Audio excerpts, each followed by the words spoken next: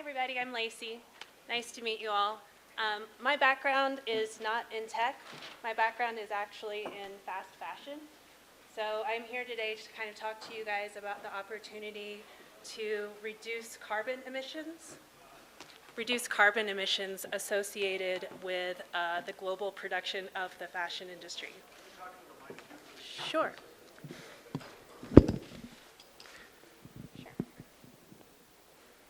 Sorry, I like to wander. I'll just start over. I'm Lacie. My background is not in tech. I am from the fast fashion industry, and I have kind of come up with a concept that will help fashion companies reduce their carbon output associated with the production of fast fashion items. So I'll talk to you guys a little bit about it today. Okay. So when I first started my journey in fast fashion, I kind of fell into a niche of celebrity clothing design, as you do. I launched a clothing brand for Jennifer Lopez for Kohl's, which was the largest celebrity licensing partnership in history. It was very glamorous. I followed that up with launching clothing lines for Jennifer Lopez, Adam Levine, and then Nicki Minaj. And so all of those were for big box stores like Kohl's, Sears, Kmart. So I would go over to the fashion office in New York and then fly out to the celebrities' homes. And I would go into their closets and talk about the aesthetic of the line, and then bring that information back to the New York design office, but then ultimately oversee the manufacturing in mainland China. So the very glamorous experience were kind of juxtaposed with witnessing the reality of making these huge orders of clothing. And I remember being in the factory and witnessing like 60,000 units of neon pink jeans being manufactured. And all of the resources that were going into creating these jeans, growing the cotton, transporting it, dyeing it, putting it all together with the human capital, shipping it across the world. People were gonna wear these jeans like one time and then throw them away, right? They were like $19, they weren't great quality, and then they were gonna end up in a landfill, right? So when we think about the industrial apparel industry, we oftentimes tend to think about it in terms of our own closet. When we think about it globally, it's a huge environmental issue. And so from the fast fashion industry, we ultimately end up with these huge deserts of wasted fashion. Even if you end up donating your clothing, there's such a surplus of fast fashion clothing that they get exported to countries, they try to sell it, but then there's such a surplus from there that we end up with literally deserts and mountains of fast fashion clothing. And because these are, poly-based clothing, they don't degrade. They don't biodegrade ever, hardly. And as the fashion industry continues to grow, this is becoming more and more of an issue.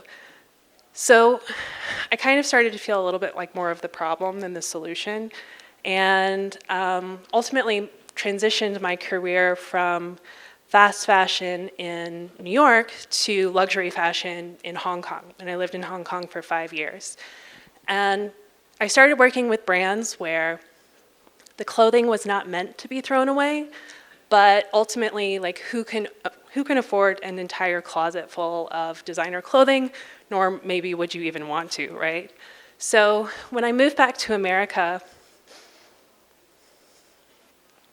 I enrolled in Yale School of Management. I'm in their sustainability program, and I came up with an idea for a sustainable fashion approach. So it has to be consumer demanded. Consumers have to want it. It has to be affordable. It has to be ethically sourced and environmentally responsible.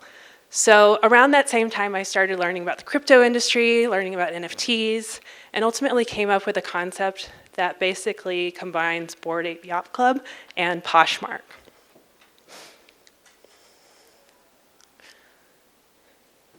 So I was reading in Rolling Stone magazine, this is kind of where the inspiration for the idea came from, and I'd really love to hear your feedback on this at the end of the presentation.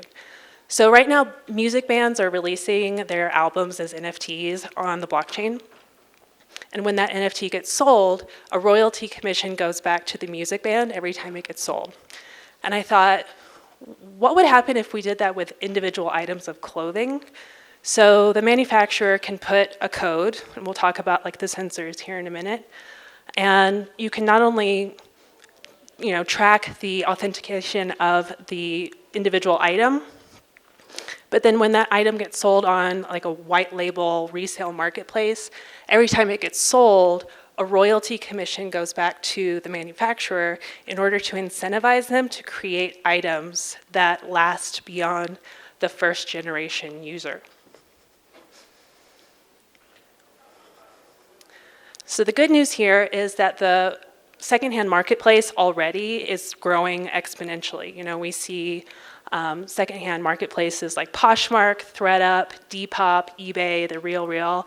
All of these platforms are just exploding in growth. So at the manufacturing source, say I'm wearing like a J. Crew sweater. If there was some way to put a sensor on that, whether it's like a QR code, an RFID code, there's all kinds of cool sensors that are happening. You can put bioluminescent fibers inside of fabric now. From a plastic standpoint, they're doing chemical tracers. So you can tap that individual item and unlock the NFT associated with the item. So what happens from there is the brand puts the chip on the clothing, the consumer purchases that item, scans the item, and unlocks the NFT associated with it.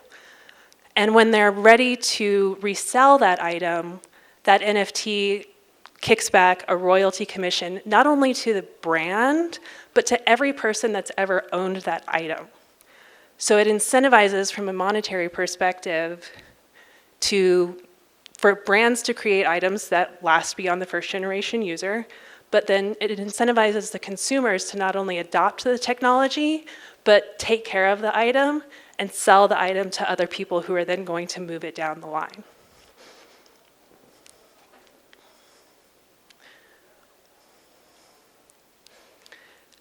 So there's 4 main benefits of this concept. One is the smart contract-enabled trail commissions.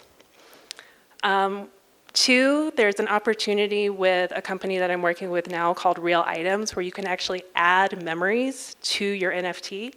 So say I'm in Paris and I'm wearing this sweater, or I'm Michelle Obama and I'm wearing this sweater. There's opportunities through the experience of the item to actually add value to the item. But then also when I unlock the NFT associated with it, there's some consumer market intelligence from a data perspective that the brand gets a benefit from as well. And if there's a token associated with that NFT, there's some tokenomics that get really interesting that we can talk about. So all of a sudden, your closet is not a room full of depreciating assets, but effectively you can stake the items in your closet to earn yield and receive tokens, and then be able to not only use those tokens for resale when you sell the item, but you can also use that yield from a liquidity standpoint to buy additional used items in the marketplace.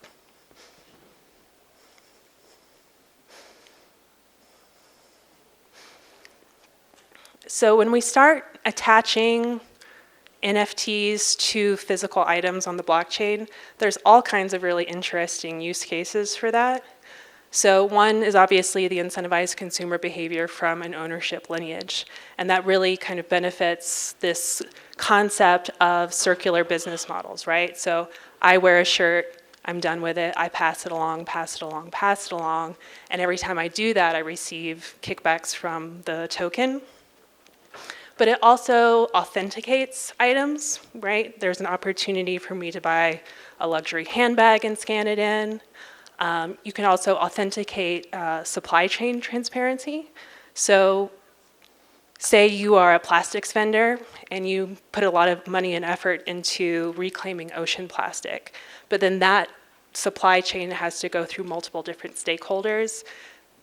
You're able to actually add in a chemical tracer to the plastic that at every point in that recycling process, you can effectively create a DAO that moves the NFT along the supply chain to when it finally gets into your plastic sunglasses, it is verified that it was the same ocean plastic that was reclaimed. We started kind of talking to corporations about some of this opportunity, and I know that earlier we talked a little bit about ESG incentivization from corporate governance structure.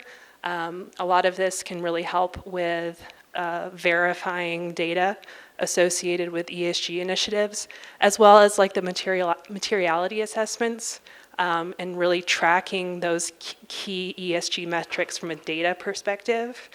And we also see a lot of opportunity in aerospace and defense. There's an executive order coming out that initiates sustainable measures from the government as well.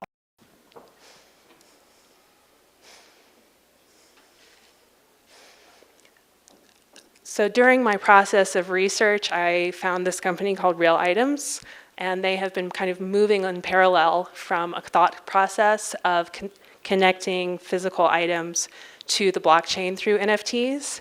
And like everyone else here, we are hiring, looking for all kinds of positions. So I know that as developers, you guys have incredible opportunities to shake the money tree, basically.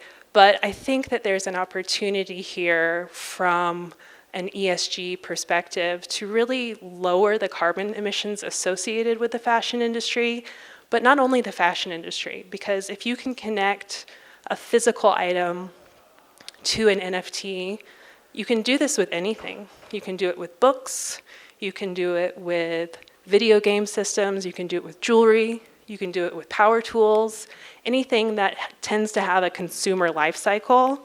If there's an opportunity to connect an NFT to it, there's an opportunity to incentivize the resale process and keep that consumer good out of a landfill. So I would love to be able to chat with anybody who's able to kind of poke holes in this idea, to be able to help me understand the technology behind this idea a little bit more. I know that there's some opportunities from Solidity smart contracts.